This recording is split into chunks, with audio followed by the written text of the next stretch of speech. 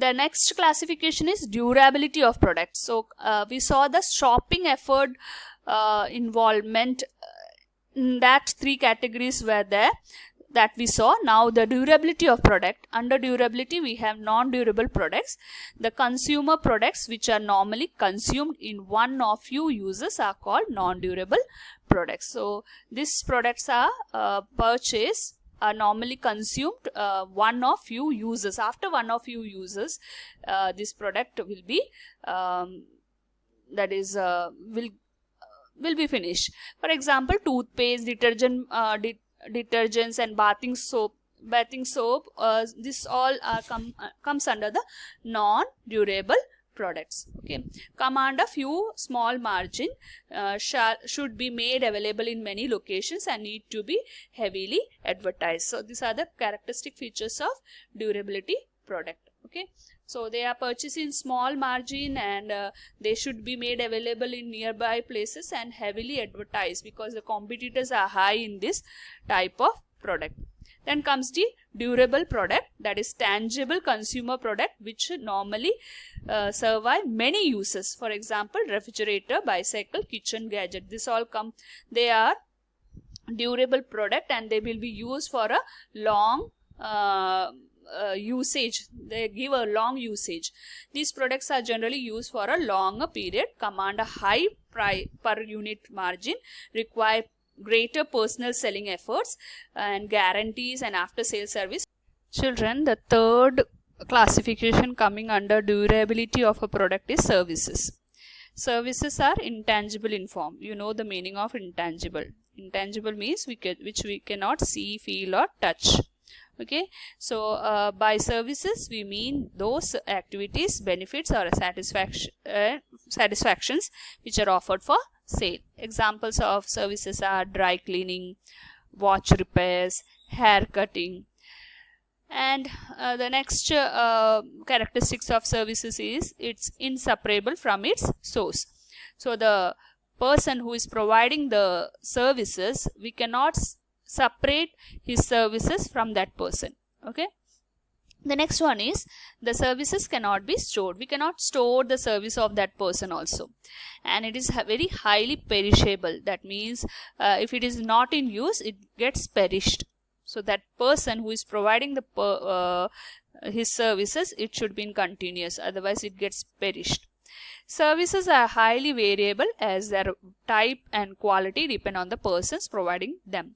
So no two persons are equal in providing the services. Okay, so a tailor, we know that in our locality there are number of tailor shop, but normally we prefer one of them because the service provided by that person is liked by us. So the quality and style, that is variable in quality and the style provided by each of the service provider. So that is one characteristics of service. The next classification is under the product is industrial product. So we have consumer product as well as industrial product.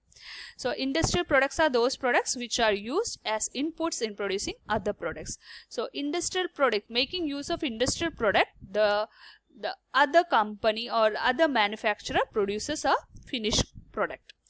The examples of industrial products are raw materials, engines, lubricants, machines, tools, etc. Now let us see the characteristic features of industrial product. Number of buyers are very limited in case of industrial product. So we know that in consumer product like sugar, the number of buyers are more. Okay, but sugar cane, which is one of the raw material for producing sugar, the number of buyers for sugar cane is limited. So that is the speciality of industrial product. The second point of characteristic is channel of levels. So here there is no need of wholesaler, retailer, agent. A lengthy channel of distribution is not required. Only a short channel of distribution is required.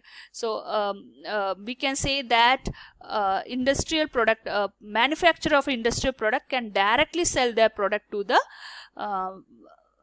the manufacturer or a buyer. they don't have to make use of any agents in between. That is what the concept says. Then the third point is geographic concentration. So we know that the power loom comes from Mumbai, Bangalore, where textile industry is concentrated in our country. So power loom we can find more in Mumbai and Bangalore because in the textile industries are concentrated there. The next point is derived demand. How come the demand for industrial products are derived from the demand for the consumer products? So let us go for an example here. We know that the leather shoes. So the demand, if the demand for the leather shoe is more, then the demand for the leather will also be more. So that is what derived demand means. Okay. The next point is role of technical consideration. Technical consideration assumes greater significance in the purchase of industrial product because these products are very complex products. So because you are selling the machines and tools and all that, so they are very complex products. So technical consideration is given importance while purchasing industrial product. Then reciprocal buying is also one characteristic feature. Some big companies from basic industry. Children, what are basic industries? Examples are oil, steel, rubber and medicines. So they normally go for a reciprocal buying. The example given here is Ashok Leyland. So they are the manufacturer of trucks and heavy vehicles. So they buy tires and tubes from MRF. So MRF are the tire producers. So in turn, sometimes MRF they purchase trucks and vehicles from Ashok Leylands. So this is a case of reciprocal buying. Now leasing out. Industrial products is lease out rather than purchase of much heavy price products. So many cases instead of purchasing such heavy highly cost products, leasing out is also one facility which is followed in industrial product. So here is a classification of industrial product. We don't have to go with a brief with these points. You just understand which all are the classification related to industrial products. So they are classified under material parts, capital items and supplies and business services. Further classification is also given. In-depth explanation of these points are not required. You just note down which are the classification coming under industrial goods. So it is time to conclude our session today. We saw that there are 4 P's: product, price, physical distribution and promotion. We studied the classification coming under the product, consumer product and industrial product. Hope you are reading the textbook daily and underlining the main key points related to each of these topics. Attend the test paper and read the question before writing the answers. Meet you in the next class with the new concept. Till then, goodbye.